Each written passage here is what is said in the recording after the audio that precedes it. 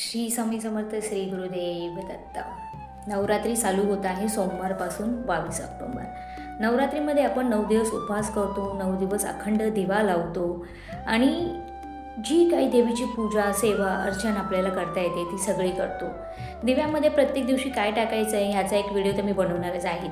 नवरात्रीमध्ये कुमारिका पूजनला खूप महत्त्व आहे. नवरात्रीमध्ये जर कुमारिकेचं पूजन केलं तर आपल्याला अनन्यसाधारण असं फळ भेटतं. तर नवरात्रीमध्ये ज्या कुमारिकेचं आपण पूजन करणार आहे ते ॲक्च्युली देवीची रूपं आहेत. म्हणजे ज्यांचं वय 2 वर्षापासून ते 10 वर्षापर्यंत आहे अशा प्रत्येक मुलीचं आपल्याला पूजन करायचं आहे. तर ह्याचा अर्थ कसा आहे की कुमारिका जी आहे, जी 2 वर्षाची मुलगी असते तिला कुमारिकाच म्हणतात. म्हणजे 1 ते 2 वर्षाची. आता 1 वर्षाचं बाळ हे काही खात नाही, तर 1 ते 2 वर्षाच्या मुली असतात त्याला कुमारिका म्हणतात.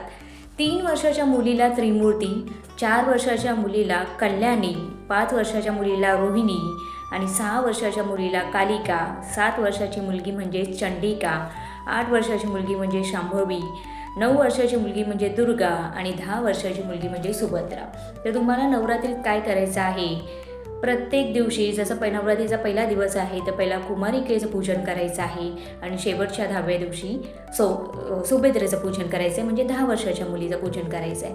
पूजन करायचं आहे म्हणजे काय करायचं आहे, त्या कुमारिकेला आपल्या घरी बोलवायचं आहे, पाठावर चौरंगावर बसवायचं आहे, तिचे चरण आहे ते धुवायचे आहे, त्यांची पूजा करायची आहे. एखादी वस्तू तिला भेट द्यायची आहे. जर तुम्हाला जमत असेल तर चांदीची वस्तू त्या कुमारिकेला नक्की भेट म्हणून द्या.